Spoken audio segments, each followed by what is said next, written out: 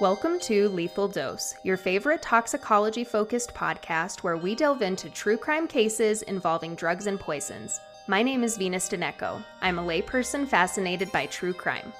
My name is Kayla Woods. I'm an author and toxicologist. Let's get started.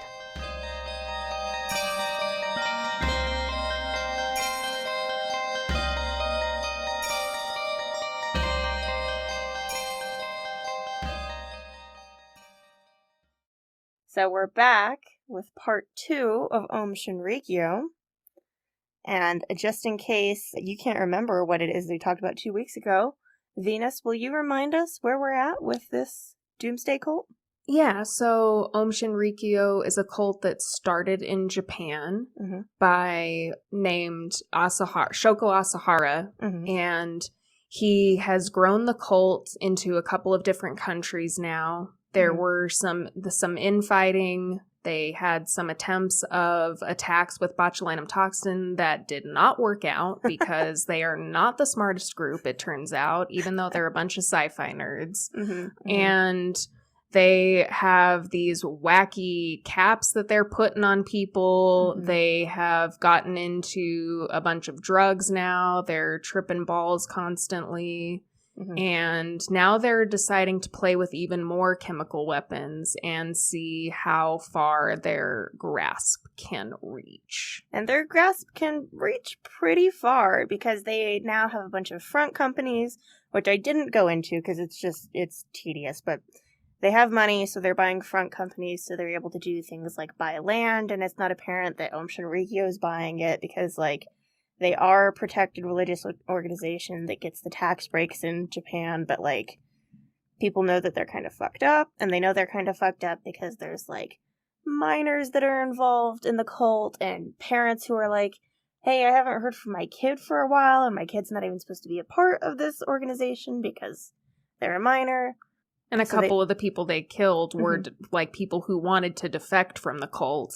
And so now anybody who's thinking about defecting from the cult knows what's going to happen. Exactly. So. And I don't think I gave numbers for it last time, but right now the head count of the cult is roughly 10,000 members in Japan.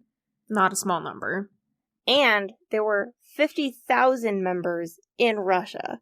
So their influence is even greater overseas. Well, in Russia specifically. I mean, they did have other branches, I think, in Germany. They definitely had the one in Manhattan. But Russia is, that's where the most actually are. That is to say that they just have an enormous head count. But their headquarters is still in Japan, right? Yes. Yes, it was. Right. Okay. And that's where Shoko Asahara is still leading things from. Okay. Yes. And all of the most important buildings in Shinrikyo were basically in the Mount Fuji compound. They had a couple compounds, but all of the really important ones were in the Mount Fuji compound. And all of the most important buildings in the compound were called sashyans, which is the Sanskrit word for truth. So it would be sashyan followed by a number. In June of 1993, the construction of Sashyan 7 was completed. Sashyan 7 was considered to be so holy within the cult that only monks who had achieved an especially high level of enlightenment could even step inside its dirty warehouse walls. Those who were granted access were permitted to worship at the shrine to Shiva, the Hindu god of destruction and Om's central deity. However, even this shrine was a facade. Behind the golden statue of the god was a 2-story distillation column that led upstairs to the stainless steel holding tanks for the chemicals. On the second floor, there was also a submarine hatch that opened up to Om's sarin manufacturing plant and control room. Members in white lab coats and electrode caps busily went about monitoring the 5-reactor vessels suspended from the steel scaffolding, and then reporting up to the 3rd floor where even more chemists and engineers operated out of a dozen small offices. Members with the authority to work in Sashyan 7 were also the only ones who were permitted to drink alcohol, and their stores of plum, grape, and rice wine were also on the 3rd floor of Sashyan 7. This may have been the only benefit to working and living in the most dangerous building on the Mount Fuji complex, but Asahara claimed to have asked the members if they were willing to risk their lives for the work and promised them a higher rank in the organization for their efforts. I mean, getting drunk, I suppose, is something, but risking your life for it and being around all the dangerous chemicals, I don't know. It's weird that they're like, yeah, let's get fucked up on LSD and meth, but alcohol is where we're going to draw the line. It is strange. It is strange. About 100 people in all worked day and night inside Session 7, producing sarin gas at their own peril and under the direction of Masami Tsuchiya, who had received his doctorate in organic chemistry from Tsukuba University. So, what is sarin? We mentioned last episode that sarin is a nerve agent created by the Nazis, and listeners may recall that I briefly mentioned it in Cyanide Part 1 and said that sarin gas was one of the chemical weapons that was being produced by I.G. Farben during World War II. Mm-hmm. The chemical name for sarin, it just rolls off the tongue. It's isopropyl phosphorofluoridate. It's a nerve agent, so it works as all nerve agents do by inhibiting acetylcholine esterase, which causes an excess of acetylcholine in tissues and causes, continued stimulation of the receptor. Because we've talked about it a couple times, I think, at least once. We talked about it in the Run microdose with organophosphate pesticides. Those are also acetylcholine inhibitors, and they have similar effects to nerve agents. These organophosphate pesticides do, because they both inhibit acetylcholine esterase, and so their effects can be remembered using the acronym SLUDGE. And I love to just, tell people this, but the doctor keeps telling me that it's a weird thing to just tell people. Well, it's not weird here, so sludge away. Okay, sludge. Salivation, lacrimation, urination, defecation, gastrointestinal distress, and emesis. And what's lacrimation? Crying. Basically, okay. You're just pouring out of all of your mucous membranes. Okay. Yeah. And it's important to, I think, remember this, especially if you are or know somebody who works in agriculture and could be exposed to these pesticides. It's more useful to know it for pesticides, but it's also something that if you're maybe a medical first responder, you would want to know in case somebody is exposed to nerve agents. Sure. Sure. All nerve agents, very unlike botulism, are volatile liquids at standard temperature and pressure and can be easily dispersed with devastating effects. Sarin is a G agent, which is part of the U.S.'s stockpile along with the nerve agent VX, meaning that it is one of the most volatile of all nerve agents. Is that what the letter agent is a ranking, or? I think it must stand for something. Okay. I don't think it's A, B, C, D. I think it stands for something. Okay. However, because of the nature in which it exists as a dispersed vapor, sarin presents toxicity as both a gas and a liquid. So both have to be taken into consideration. I didn't go into the measurements in the cyanide series because we mostly talked about oral exposure, and I was trying to be as gentle as I could when we were discussing the use of cyanide inhalationally during the Holocaust. But there are specific measurements that can be used to describe airborne exposure for these gases, including something called an LCT50. And this means a lethal concentration time dose for 50% of the population. Okay. For sarin, this amount is 100 milligrams exposed to someone for a full minute over a single cubic meter, which is to say that not very much is required to kill somebody with sarin in a short period of time. For hydrogen cyanide, this number is 2,500 to 5,000 milligrams in that same cubic meter for a minute. So the sarin is much more potent. It is, yeah. Gotcha. And both of these are based on primate tests. When exposed to the skin, the LD50 for sarin is approximately 24 milligrams per kilogram, so it's pretty potent stuff. And does it still bring about the same symptoms?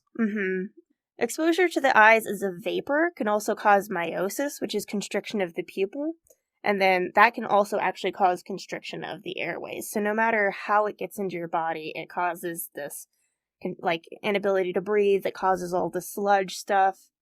Severely acute exposure to sarin progresses from these symptoms to muscle twitching and flaccidity, seizures and loss of consciousness, cyanosis, hypotension, brachycardia, and death from asphyxia because of an inability to control the muscles of the diaphragm in order to breathe. This is not good stuff. It's causing all kinds of chaos on the body. Yeah. Like, just all at once. Like, this sounds like one of the worst ones. Like, yeah, like it awful. seems like it's just going 0 to 100 and you're just gonna shut down pretty quickly. Right. Now, unsurprisingly for Om Shinrikyo, despite Sashian 7 being a $10 million facility, it was built by misled sci-fi nerds wearing electrode caps who were fucked up on LSD. So sarin leaks happened with some regularity, at least the chemical precursors did, and this caused the exposed members to experience nosebleeds, eye irritation, and fatigue. Were there any accidental fatalities among the Om Shinrikyo members while they were learning about it? Like, figuring all of this out? I don't think that there were. I didn't read that there were. They definitely got sick a lot, and they were basically sick constantly. Like, their eyes were constantly irritated, things like that. But because they were primarily working with those chemical precursors, I don't think that they were exposed to actual sarin gas. Yeah, gotcha. So I don't think that there were any fatalities. Okay. Residents in the nearby village of Kamikuishiki were reporting frequently smelling odors vaguely reminiscent of burnt plastic, and their dairy cows stopped producing milk. All of the trees bordering the Om compound also wilted and died. Yeah, this is not a good sight to see. Like, just this, like, spot of barren land. Like, you're going about and just everything around you is dead and dormant. Like, right. Like, that's what they would depict, like, a haunted house looking like in a cartoon or something. Right. Police reports were made, and the residents demanded that Om be investigated and held accountable, but the members of Om Shinrikyo were known to be aggressive by this point, and the police also didn't want to infringe on their status as a legitimate religious organization, so nothing was done. By mid-February of 1994, the cult had produced anywhere from around 40 to 60 pounds of sarin. But this was not yet enough for their leader, Shoko Asahara, to be content. He wanted them to be mass-producing the chemical weapon by April 25th in order to successfully initiate Armageddon, as Asahara had predicted, and overthrow the Japanese government in the ensuing chaos. So is sarin difficult to produce? I'm not totally sure. There probably is somewhere I could have looked to be like, what is the manufacturing process for sarin? But it'd probably get you put on a list. I'm already on lists, I'm sure. So yeah, I didn't want to be put on that special list for the person who's looking up how to make sarin. But just judging by, like, the fact that they had, like, 5 reactor vessels in Sashian 7, and there's all these chemical precursors I was reading about, it seems like at least a multi-step process. Okay. And I don't know. Organic chemistry also is one of those things that, like, that it could be more difficult than others. I could see that. I mean, there's no, like, synthesis chemistry that's easy, but organic chemistry in particular, I at least feel was really difficult.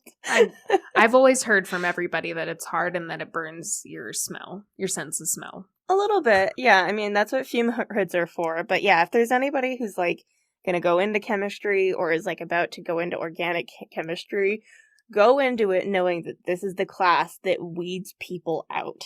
It's, yeah. You won't be making sarin, but it's gonna be fucked up.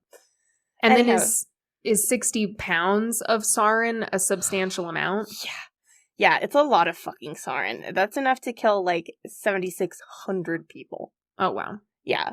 They didn't want to begin using it for major acts of terrorism yet because they wanted to wait for mass production, but because they had it, they were like, well, let's fuck around and use it for individual assassinations. To make sure that they would be prepared for Armageddon and for the individual assassinations, they were first like, let's test it on sheep. They purchased a 500,000-acre sheep station in Western Australia called Bonjawarn, which was about 375 miles north of Perth, and they purchased this in April of 1993. Originally, they did this for the purpose of mining any uranium that was located in the region, and then trying to use it to build a nuclear warhead. Nice. Lofty goals again, I see. And these shenanigans actually got them banned from Australia, the whole country. Oh, wow. For 6 months for fucking around with passport fraud and shipping dangerous chemicals like uranium ore and bottles of hydrochloric acid that were labeled hand soap. So they didn't deter them at all. They were like, all right, fine, ban us for 6 months, whatever. But then they just went right back. They went back, and they hired an Australian to be a go-between between them and the authorities.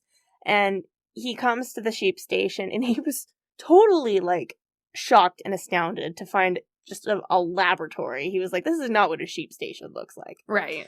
And it had, more poorly contained chemicals and toxins. And the one that he saw in particular that he was like, you guys, why do you have this?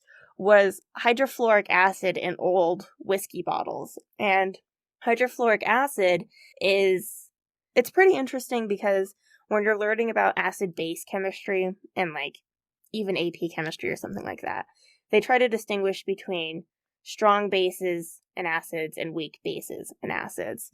And for something to be a weak acid, it just means that it only partially dissociates in aqueous solution.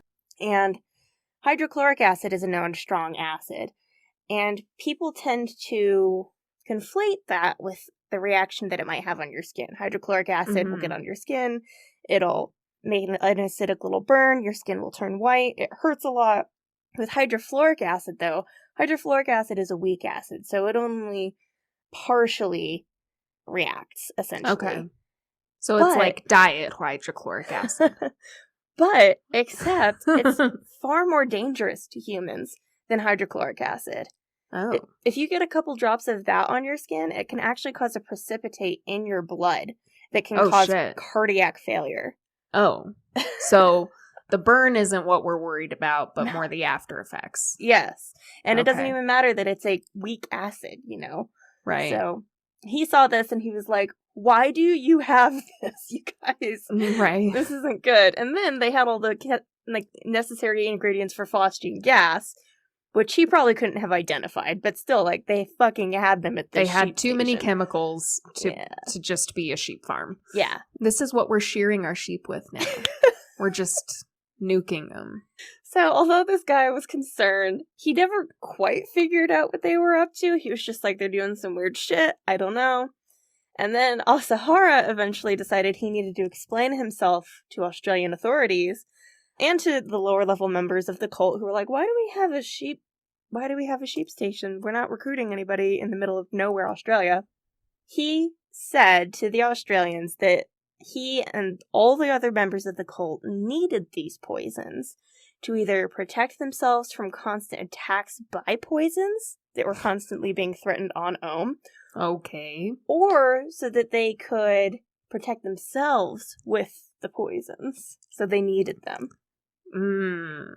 Not buying it. Yeah, it's projection. Buying what he's selling. It's projection. The head of Ohm's Ministry of Chemistry, Masami Tsuchiya, he set up a testing facility, and members tied up 29 sheep to wooden stakes and then exposed them to the sarin mists. After the attacks on the Tokyo subway in 1995, Australian police found the bones of the sheep scattered across the property. They were finally putting all of the pieces together, but it was a little late by then. So the first person targeted for poisoning via sarin gas at the hands of Aum Shinrikyo was a man named Daisuke Ikeda, who was the honorary chairman of Soka Gakkai, which was the largest and most popular of the new religions in Japan. The plan was for 3 of the members of Aum Shinrikyo to kill Ikeda while he was giving a lecture by spraying 2 pounds of the vaporized sarin from an industrial sprayer mounted in the back of a truck. We're back on the truck game again, I see.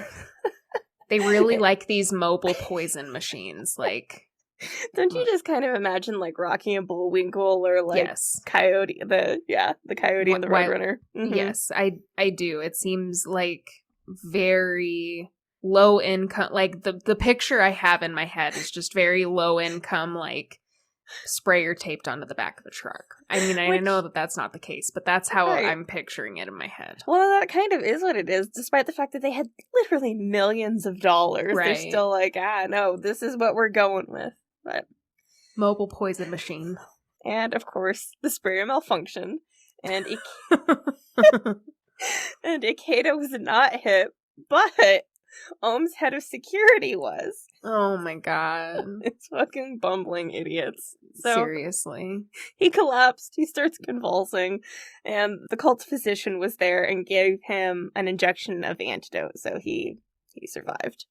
And this is the same guy who he garroted that other guy in the last episode. Yep. So, I don't even feel bad that this guy got hit with sarin. So, but how effective is the sarin antidote, and how quickly does it have to be administered? So, there's a couple antidotes for sarin, but the main ones that seem to be used, or that are at least on the CDC's website for, what they recommend that medical professionals use, are atropine and pyrrolidoxime chloride, also known as 2-PAM. But the main one of importance to Ohm and to victims or survivors of sarin attacks is the 2-PAM, not so much the atropine. The 2-PAM has to be administered relatively quickly, within minutes, in order to be effective. And this varies depending on what nerve agent you've been exposed to, because it will work with organophosphates, it'll work with nerve agents, but usually you want to try to do it as quickly as possible. It's hard to say how effective it is, because there are some who are like, if you administer it quickly and regularly, 2-PAM and atropine have the best survivability rate when you use those two in conjunction with each other. But one paper I read summarized the whole situation with trying to figure out whether oximes as a whole are useful for organophosphate poisonings. They said, 60 years of oxime research are 60 years of hope and despair. Oh, okay. So people are split on whether or not it's effective. Because again, some people are like, yes, this is proven to work well. And then other people, specifically this one paper I looked at that did a meta-analysis of a bunch of different, I think, human case studies for organophosphate pesticide poisonings. They said that oximes as a whole could either have no effect, or they could potentially be dangerous themselves. But it's also what do we do? There's no way to that's where you have to it might be a catch-22, but it's one of those things, might as well try, because it's if you're gonna die anyway, might as well give it a shot. Right, and I think that's kind of where we're at. And there's no ethical way to do a test in humans with these. They've done tests in rats and rabbits and things like that, and they've done in vitro studies with human erythrocytes, but there's just the only way that they can really test it is by getting case studies of people who have accidentally been poisoned, but then it's what's the control that you use? That's not super ethical, so I don't know. I mean, it worked for the members of Ohm, certainly, but as far as anybody else who might be exposed to organophosphates, hard to say. Despite this failure to kill even one targeted person, the decision makers within Ohm decided that in June of 1994, they were ready for their first full-scale attack with sarin. Let's just fucking go for it. Yeah, it didn't go as planned, but let's go full steam ahead. Yeah. The reason for this was that in May of 1992, several landowners in Matsumoto filed a lawsuit against Ohm Shinrikyo, alleging that Ohm had fraudulently purchased land. The organization had claimed they were buying the land in order to use it for a food processing plant, but instead they had simply built a 2-story office building. And the suit alleged that they had also done this using a front company, so that the landowner was completely deceived about the nature of the sale. Now, the decision on this lawsuit was supposed to be made by a 3-judge panel on July 19th, 1994. And Ohm's legal counsel predicted that the cult was going to lose this lawsuit. So, Asahara ordered the deaths of the judges and anyone else who happened to be in the local office of the Nagano District Court in Matsumoto on June 20th. They're just, fuck anybody who stands in the way, we don't care about innocent bystanders. Well, I mean, the judges themselves are innocent, but I mean, additional innocent bystanders, they're innocent, they'll go to heaven, and if they're guilty, they'll go to hell, and either way, your karma will increase, so. That's right. I forgot about their super, super sound logic when it comes to murder. Right. So again, the sprayer was fixed so that the blunder with the religious leader wouldn't be repeated, but we've seen this sprayer and these blunders over and over again, the botulinum toxin. But whatever, they always come back super confident. It'll work this time. Yep. So this time, the sprayer was installed in the back of a refrigerator truck customized by OHM's technicians. A steel tank full of sarin was bolted to the platform of the truck, and a heater and fan were installed to help keep the vapor out of the truck's cab. An attack with sarin vapor is really only effective in certain weather conditions because of its volatility, and these conditions were not optimal on June 20th because Matsumoto was experiencing cool temperatures and rain showers. The clouds parted on June 26th, and Asahara decided that it was time to act. The next day, while the weather was hot and dry, OHM's chief scientist, Hideo Mirai, and a select team drove to Matsumoto with the rigged-out refrigerator truck. But, as bumblers do, Mirai overslept, and so the group got a later start than planned. A group of lower-ranking members followed behind them in a minivan, but the refrigerator truck was so weighed down by the sprayer, the steel tank full of sarin, and the 30 car batteries weighing about 1,000 pounds that were needed to power the heater to vaporize the sarin. And so they couldn't go any faster than 30 miles an hour. And they had to take back roads. Just see it, like, cruising along. Chugga, chugga, chugga, chugga, chugga, chugga, chugga. He is like that. Just, like, fucking crawling along the back roads of Japan. Ay. With all of this, by the time they got to the courthouse, it was closed. Well, that's what happens when you sleep in late, and you can only go 30 miles an hour in your little poison caravan. So, unfortunately, it still doesn't end well. They decided to attack the judge's dormitory in a neighborhood called Kaichi Heights. They parked the vehicles in the parking lot of a supermarket in the neighborhood around 10 p.m., and the members in the minivan kept watch while the senior members got the sarin antidote shots from the team doctor, because they can be used prophylactically, that 2 p.m. can. And they put on their homemade gas masks, which consisted of a plastic bag connected by a tube to an oxygen cylinder. I can just picture it. They then drove... I mean, they have millions of dollars. Why aren't they buying, like, actual masks? Like... I have no idea. Do you know what I'm saying? Like... I absolutely do, and I have no idea why they were like, let's have this be where we're, like, cutting the corners, yeah. So, they then drove a bit further away from the vacant lot, downwind of the judge's dormitory, and took shelter in some trees to conceal themselves.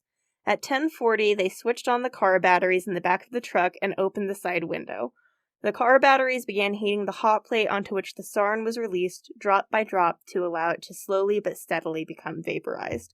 Now, again, I don't know the specifics of how to manufacture sarin, but it's probably considerably harder when you're not totally familiar with the process, and you're making it in a fucking metal shack while you're fucked up on acid. That's a very good point that you have. So, the sarin produced by OHM Shinrikyo contained excess isopropyl alcohol, which formed hydrochloric acid. When hydrochloric acid is heated on a hot plate like this, it vaporizes into a thick white cloud that can cause respiratory irritation and irritation to the eyes. So here we are. In the back of a van with hydrochloric acid fumes filling the truck, and they're trying to, like, blow it out with a single fan and trying to blow the sarin gas in the direction it needs to go.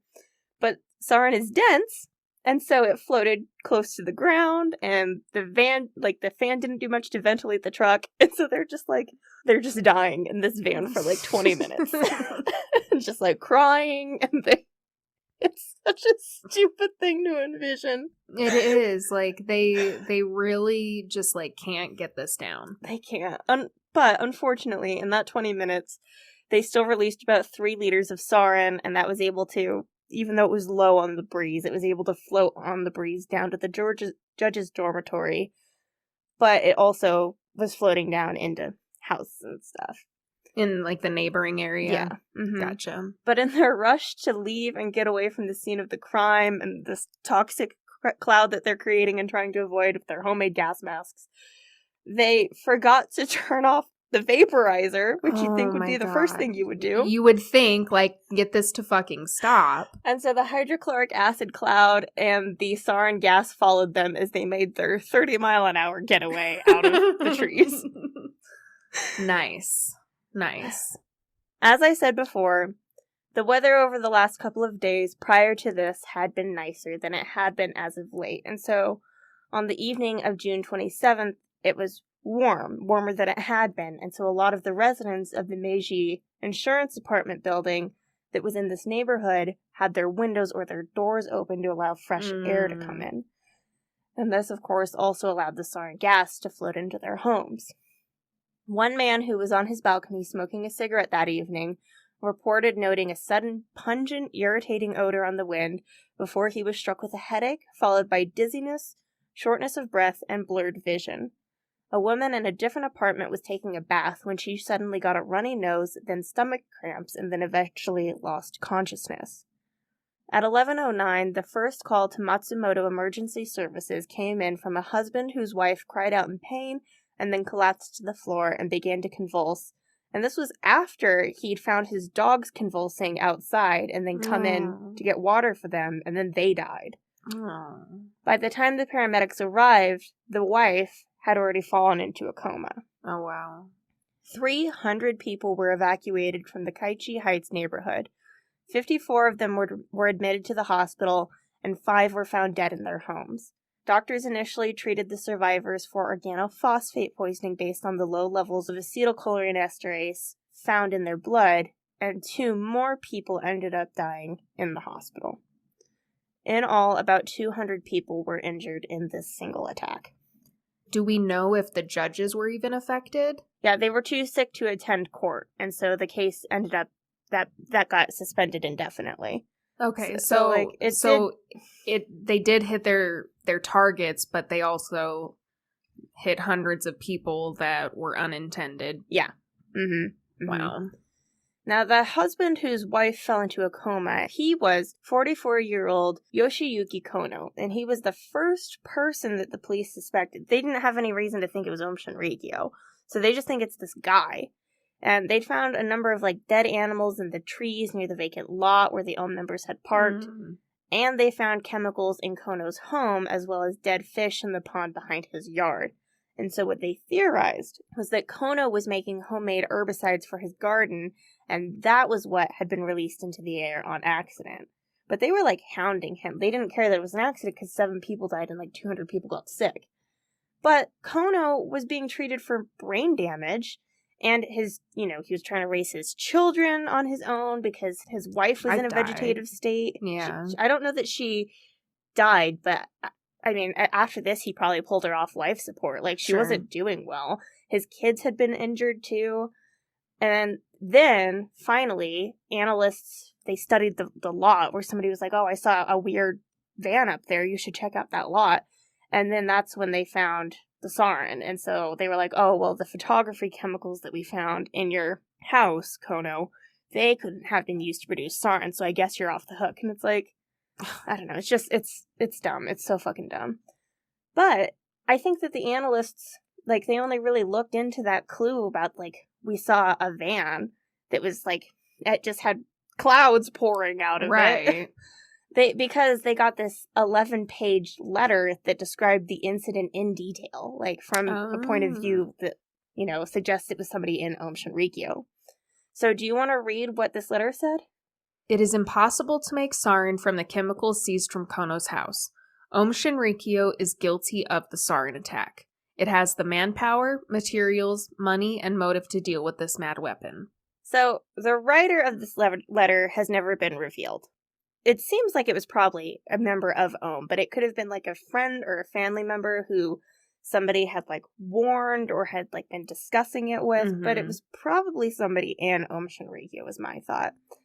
But it was just signed H to H, so, like, H directed to H, and TK. But that's all we have. And then the letter continues. P.S. Matsumoto was definitely an experiment of sorts. The result of this experiment in an open space, 7 dead, over 200 injured. If sarin is released in an enclosed space, say a crowded subway, it is easy to imagine a massive catastrophe. Yeah. Asahara and the others were so pleased with this whole attack and the amount of damage they were able to do with just a couple liters of sarin that they wrote a little song about sarin, and they printed it in Aum Shinrikyo's manual on sarin production. So, Venus, will you do us the honor of singing the little sarin song that Aum Shinrikyo wrote? I'll do my best. It came from Nazi Germany, a dangerous little chemical weapon. Sarin, sarin. If you inhale the mysterious vapor, you will fall with bloody vomit from your mouth. Sarin, sarin, sarin. The chemical weapon song of Sarin the Brave. In the peaceful night of Matsumoto City, people can be killed, even with our own hands. Everywhere there are dead bodies. There, inhale sarin, sarin, prepare sarin, prepare sarin. Immediately poison gas weapons will fill the place. Spray, spray, Sarin the Brave, sarin. And I have a hard time believing that sounds any better in Japanese. I have a hard time, too. That's something special, and I'm glad that somebody was like, you know what we need? We need a little jingle. We need a jingle. And this is after they already had their manga, or their anime, so they already technically had, like, a song about Aum Shinrikyo. And... Yeah. But now they have an end credits song, too. Well, a secret song that only people in Aum Shinrikyo can know, because... Right. Yeah. Anyhow, so Asahara was also emboldened by the fact that no one suspected Aum Shinrikyo, until this letter, but that took a while, that took months. And they were still able to carry on with their plans. He ordered that Sashien 7 begin producing 2 tons of sarin every day. Oh my god. In preparation for major mass casualty attacks on Tokyo and other large U.S. cities. 2 weeks later, there was a chlorine leak that poisoned some of the members of Aum and Station 7, as well as some nearby villagers. The fire department responded to the incident, but the members of Aum sent them away angrily, accusing them of trespassing, despite the fact that the emergency responders were there in part to help them since they had victimized themselves. But it's also possible that during this leak, they also contaminated their own water supply, so good. Nice. 2 for 1 there. Yeah, nice move. Shortly after this leak, there was another chemical emergency. On July 9th, there was a malfunction inside Station 7 that caused a key sarin intermediate compound to flow into the reaction tank and then leak outside of the building. Nearby villagers again complained of foul odors and dead vegetation, but Aum representatives explained that they were making agricultural chemicals and threatened to sue the local authorities for harassment. I really hate that the local authorities were just so like, oh, they're a religious group. We can't intervene too much with them. Like, it gave them this, like, sort of shield that other, like, if they were just a company, they would have not been afforded. Like, they would have been investigated heavier. Like, it's unfortunate. Yeah. Now, I want to point out that this was shortly after Asahara had, in May, decided that LSD should be used in some initiation rituals, and sometimes it was used without the followers knowing that they were being dosed. Everyone in Aum Shinrikyo was fucked up. In October, they were also producing PCP, like 22 pounds of mescaline, and meth. So, things are getting real dangerous. Like, they were already dangerous and bad, but they're getting, like, even more dangerous for the regular members. And so, like, there's just, like, a whole lot of chemicals that people are being exposed to, not even by being high-ranking members of this cult, Right. Following the disappearances of the Sakamoto family in 1989, there was one journalist who began hounding Aum Shinrikyo, and even wrote 2 books on the cult. Her name was Shoko Igawa, And in September of 1994, she finally wrote the article that made Asahara feel just a little too perceived. And his mood alone, he didn't even have to say this to the people who were in this meeting, but his mood during this meeting communicated to his followers that she needed to die. So is that like they were so hypervigilant that they were able to catch that? Or were they just like, sure, yeah, we're on board. Let's kill this Egawa lady, Yeah. you know? On September 20th, the head of Ohm Security and a select group drove to Egawa's Yokohama apartment. At around 3:30 in the morning, she heard an odd noise and got up to see what it was, and was greeted by a powerful odor and a pain in her throat. But she couldn't escape the gas that was seeping into her living room, because outside she heard the sounds of intruders on her doorstep. So instead, she ran into her hallway for what fresh air she could get, and through her window she was able to see a white car speed off down the street. Once the coast was clear, she drove herself to the hospital and was treated for a swollen bronchial passage that took 2 weeks to clear up. Egawa knew it was Ohm, obviously, and she said as much while she was on bed rest, and immediately following her statement, Ohm released their own statement that said, "If the attack on Egawa is true, this must be a plot to entrap Ohm Shinrikyo. Indeed, there have been other attempts to frame Ohm." Oh my god. Yeah. So, what was the gas? Did they use sarin this time? No, it was phosgene gas. And Egawa and her medical team may have been able to determine that because phosgene gas has a characteristic smell similar to that of freshly cut grass or moldy hay. Phosgene gas is extremely dangerous, nonetheless.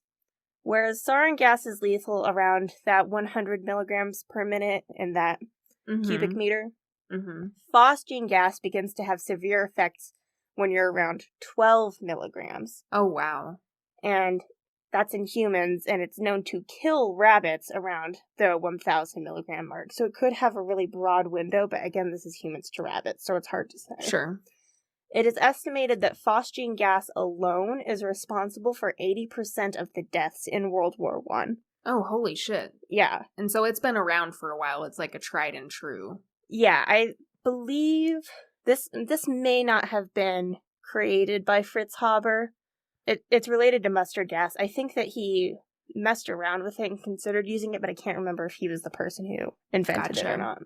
Phosgene acts by denaturing proteins and lipids and disrupting other cellular functions, and also by hydrolyzing to hydrochloric acid on the membranes of tissues and causing damage on those tissues, such as the membranes of the eyes and nasal cavity, or even causing dermal burns.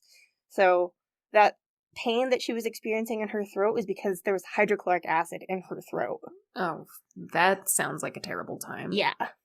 Of most concern, however, is the pulmonary edema caused by phosgene exposure that can cause death in as many as 24 to 30 hours after exposure because of a latency period that occurs while the damage is kind of settling within the body. Well, that is unsettling. Yeah.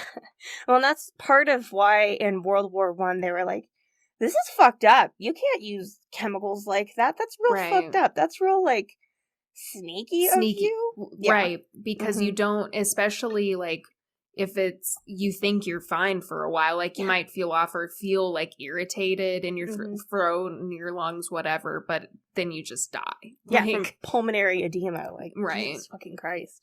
In November, another leak occurred at Sashian 7, but this time the National Police Agency took soil samples from patches of dead plants and found methylphosphonic acid, which is a product of sarin degradation, which had also been found in the vacant lot near Kaichi Heights.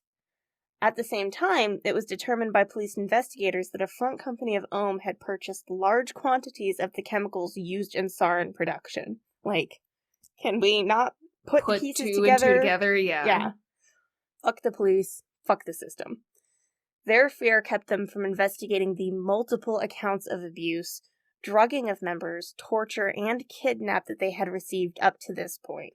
Right. This isn't new, shocking news. No. Like, this is ongoing for years at this point that they've known about it. Yeah, and the lawyer who was heading the Victims Association disappeared. And yeah, I think that it's only because they were so bumbling and fucked up on drugs that their body count didn't happen to be higher, because it well could have been with how they were treating people that they used for initiation experience or whom they just trusted. Like, they could have easily been killing more individual people at higher rates. Yeah, if they weren't so fucked up, like, they definitely would have been. Like, yeah. They would have been more efficient, more, like, they would have had their bearings about them on the regular and actually been able to execute a plan instead of fucking up everything along the way. Right, or they could have, like, just had these people that they were torturing in their own cult, because, you know, not everybody had the same amount of power. Sure. Like, not everyone in Shinrikyo lived in Japan. Not all of them lived in the compound. And, like, even those in the compound, like, they weren't necessarily responsible for the shit that was going on. Some of them were truly just victims, and they weren't able to escape. The initiations had gotten worse and more violent. Children were sick and malnourished. People were being drugged against their wills and with unknown substances. Like, they just keep saying in this book that I was reading, The Cult at the End of the World, that they would just be injected. And it's like, what were they injected with? No one knows. And were they doing this just because, like... For initiations, you know, to, like, better your karma or to, like, prove... your loyalty or something. Yeah. And they still had the electric shocks with the PSI caps. Like, the cult physician, Dr. Hayashi, was actually working on a project inspired by MK Ultra to implant electrodes into the heads of followers, not just have the caps. The caps are no longer good enough at this point. So he was, like, creating incisions and putting electrodes in there. And then rather than the 6-volt shocks administered by the caps, he was administering 100-volt shocks. What in the actual fuck is this? Like, beginning in October of 1994, it is said that he administered 600 electric shocks to 130 followers, allegedly causing some of them to forget the name of the organization that led them to this, the name of their guru, or even their own name. I have no doubt, like, you're making their brain scrambled eggs. Yeah. Like... And for what?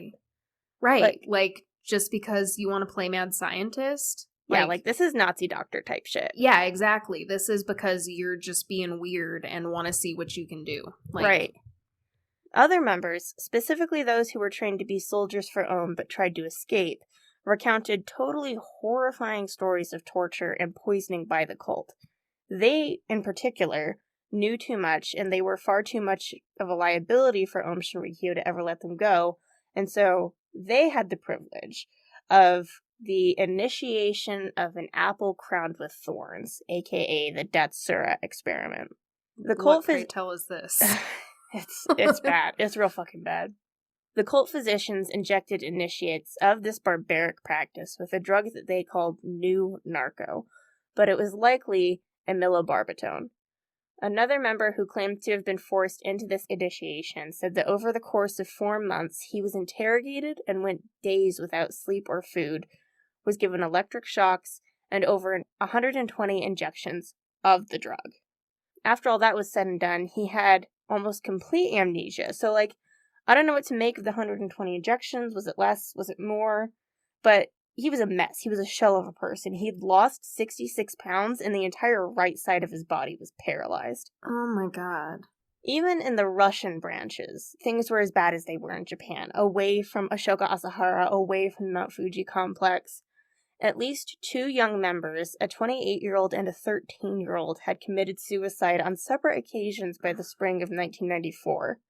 The 13-year-old, at least, was known to have been a victim of bullying from other members who said he wasn't making any spiritual progress. He's fucking 13. Dozens of other Russian members had simply gone missing, and a group of families who were campaigning against the cult had also been formed in Russia, called the Youth Salvation Committee. The man leading this group was a Russian Orthodox priest named Father Oleg Staneyev, who had joined Ohm as a spy of sorts to learn their jargon and figure out their motivations.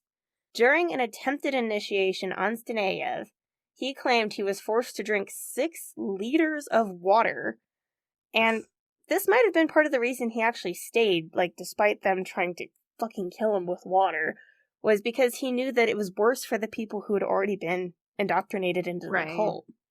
Like, if it's that bad when you're just getting in, yeah. I can only imagine what's going on, like, the further you go down the rabbit hole.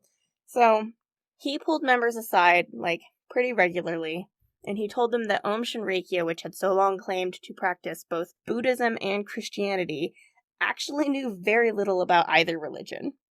And he would at least know about Christianity because he was literally a Russian Orthodox priest. Now, leaders of the Russian branch of Aum figured out what Staneyev was doing and attempted to kidnap him, but the 220-pound priest was too wide to simply be forced into the backseat of a car, and so the would-be kidnappers had to flee when a police patrol car drove by.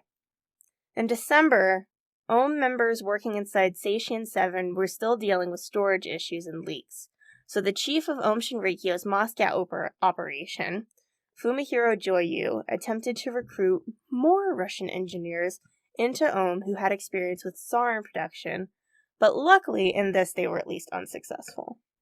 Masami Tsuchiya, Aum's head of the Ministry of Chemistry, made the decision to abandon sarin in favor of a production of another nerve agent with a chemical name of S2-diisopropyl-amino-ethyl-methyl-phosphoryl-phenolthioate, better known as VX. Much nicer name. Much nicer. And this is what they wanted to use for their targeted assassinations instead. So, what the hell is the VX? Like, you mentioned earlier that the U.S. stockpiled it when you were talking about the sarin as the G agent. But how did they get their hands on this one, too? So, VX, it's slightly less volatile than sarin. It acts in the same way. They were probably able to produce it in a fairly similar way, is what I would guess. I mean, they already had all those handbooks we were saying they were collecting last episode, so they probably figured it out the same way. But despite it being less volatile, it is actually more lethal and slightly more dangerous because of that lack of volatility. So the LCT-50 for inhalational exposure is only about 50 milligrams per minute per cubic meter. And the LD-50 for skin exposure is 0.14 milligrams per kilogram, which is like the size of a pinhead. Holy shit. And again, this is from primate studies, but still, like, it's not something you want to fuck around with. The fact that it's less volatile means that it can last longer in the environment. So in cool weather, it can stay in the ground for weeks after it's been released. Well, this is a big yikes. Yeah. Especially if they're planning on dispersing it from one of their nice refrigeration trucks again. Luckily, that's not what they had planned to do for this. Okay. For whatever reason, they were like, let's just kill individual people with this. Maybe it was harder to produce and you get less yield. Yeah, exactly. Okay. So the first person that they attempted to murder was an 83-year-old parking lot operator named Noboru Mizuno, who had sheltered 5 women escaping from the cult in the summer of 1994. On December 2nd, Mizuno took out his trash in the morning, and when he got back inside his house, he collapsed and vomited. In the ambulance on the way to the hospital, Mizuno's pupils began to contract painfully, and he spent over 6 weeks in the hospital recovering from the whole ordeal, but he did survive. Okay. On December 12th, 1994, cult members posed as joggers and used a syringe to attempt to inject VX into the neck of 28-year-old former member Takahito Hamaguchi, who was threatening to investigate Aum for their use of illicit drugs, and probably them forcing illicit drugs on the members. Sure. Hamaguchi became aware of what was happening during this assault and actually managed to chase the members for over 100 yards before he collapsed. Because he was the jogger, not them. Right, exactly. And he's probably not all fucked up on meth and shit. Right. He fell into a coma and was taken to the Osaka University Hospital, where he unfortunately died 10 days later without ever regaining consciousness. Wow. And the Osaka police had no leads for his cause of death. On January 4th, 1995, the man who took over the Society of Aum Shinrikyo victims after the murder of Tsutsumi Sakamoto was attacked by cult members. 57-year-old Hiroyuki Nakakawa was walking across a parking lot when the head of Aum Security again, this fucking guy, attempted to spray him in the face with VX, but luckily he missed. Nakakawa still fell into a coma for several weeks, but ultimately survived, and actually did what he could to cover up the fact that he was attacked, because he didn't want supporters of the Ohm victims or the victims themselves to panic that, oh shit, are we going to be attacked? Right. That was the VX trials, and they basically abandoned it after that. Okay. But it was around this time, in early 1995, that Aum Shinrikyo reached the height of their power. They had 20 facilities in Japan alone, branches in 6 countries, and their membership, as I mentioned before, numbered more than 60,000. There were 10,000 in Japan, 50,000 in Russia. It was insane. And around 10% of the Japanese members lived in Ohm's compounds. They had ties to Mexico for drug making, Russia for nuclear weapons, and the Yakuza in Japan for arms. They had been banned from Australia briefly, and Australia was really still the only country or authority who was taking them seriously, and this may have been because the cult managed to recruit police and military personnel from the main countries they worked out of.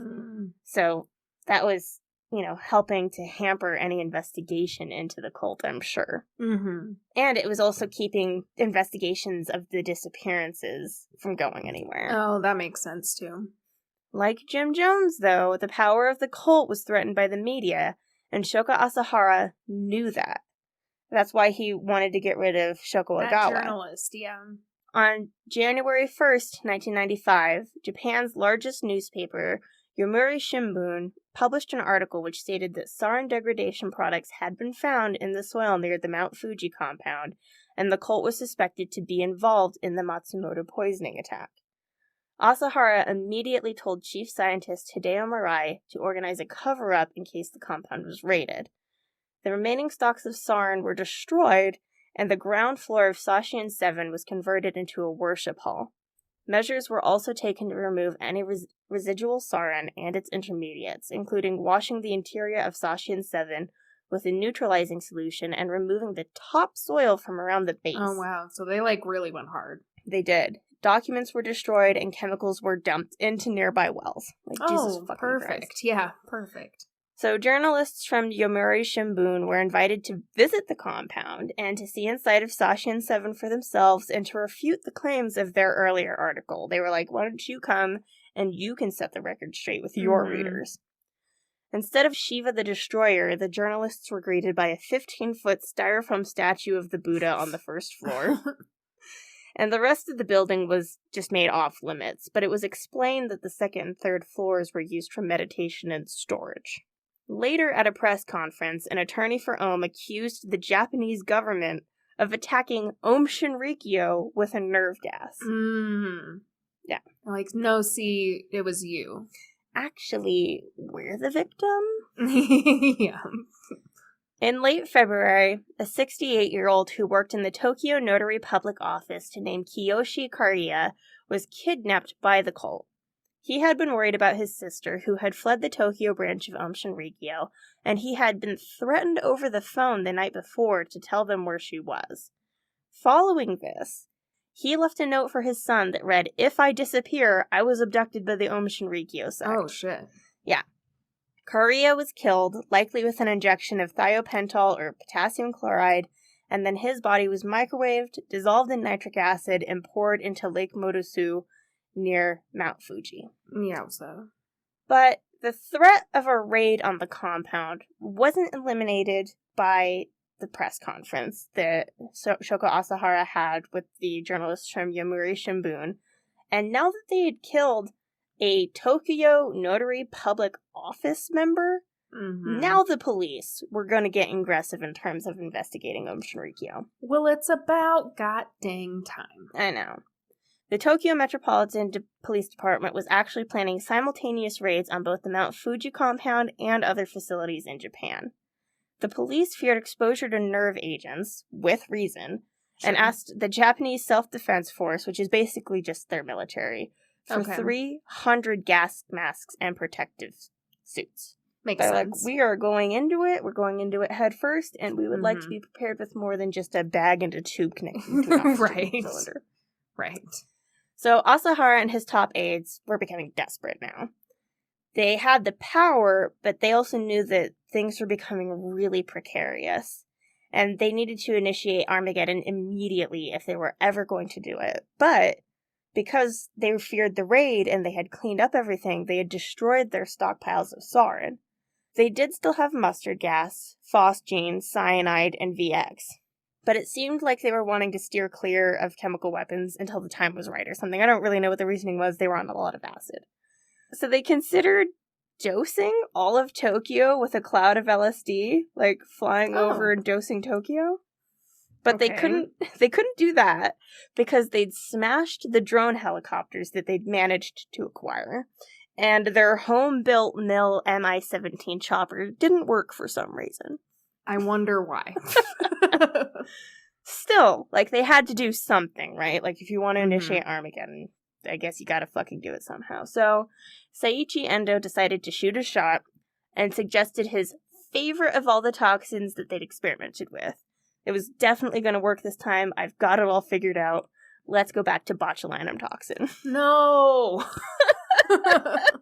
I mean, it's almost like, yes, because you know it's not going to work. Right, but no it's one like... will get hurt. Right, but it's like, my guy, haven't you learned? Have you learned nothing?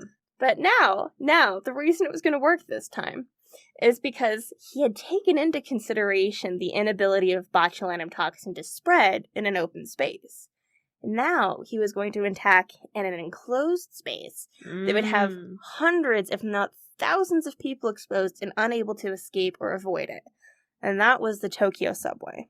And now, with that 11-page letter, there had already been some references to maybe there would be an attack on the subway.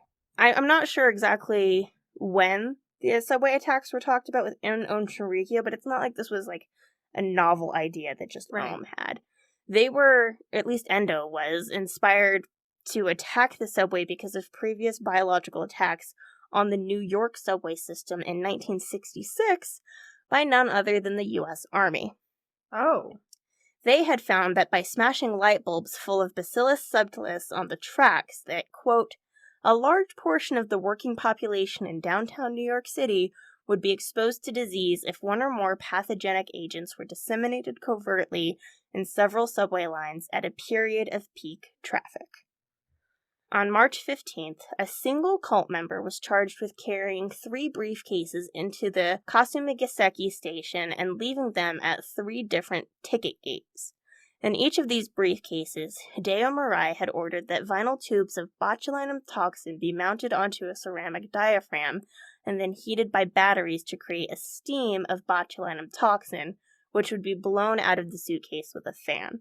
The whole thing would be triggered using ultrasonic waves, so theoretically the passing of a subway train, but it didn't matter what waves triggered it, because they knew that unattended items were collected by subway attendants pretty quickly, and so even if the cases were found, they would still be effective. However, only one of the suitcases actually produced steam, and it turned out that none of them had been filled with the biotoxin because the cult member responsible felt too guilty to arm them and kill thousands of people in the Tokyo subway. Wow. Yeah. So do you think it would have worked? Like, I don't know. I mean, I kind of don't, because it just doesn't disseminate well, but it is an enclosed space, so... Maybe it would have hurt some people. Right. Babies and the immunocompromised pregnant people. The next day, on March 16th, 1995, 2 Japanese army sergeants who were members of OHM learned about the request from the police for increased protection against biowarfare agents and tipped off Asahara and the other high-ranking members of OHM Shinrikyo. Asahara and 3 of his top lieutenants determined that something would need to be done to create a diversion and avoid the facilities being raided on March 21st. It was Hideo Murai who first made the suggestion that sarin should be sprayed on the Tokyo subway, and Asahara agreed, saying that, quote, that would cause panic. But that is a story for next time. Well, I can't wait for the conclusion. Yeah, originally we were going to do this in 2 parts, and then it became very clear that this is a 3-part series. Yeah, I had no idea that there was so much that happened in between and that they had messed around with it so much. Yeah. Yeah, I mean, I knew there was a lot of chemicals, but I was like, okay, so I'm going to do, like, botulism and anthrax, and then I'll do sarin, and it's like, oh no, we're going to do phosgene gas and VX and potassium chloride, and yeah. Yeah, I mean, they were definitely busy. Mm-hmm. They were definitely busy. They were busy and bumbling and high as fuck.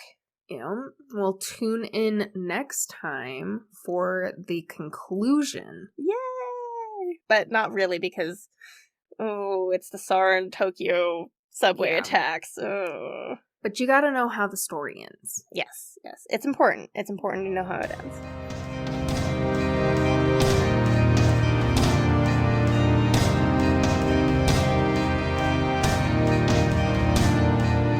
Thank you for joining us. We hope you enjoyed this episode. Please like, follow, subscribe, and review us wherever you get your podcasts.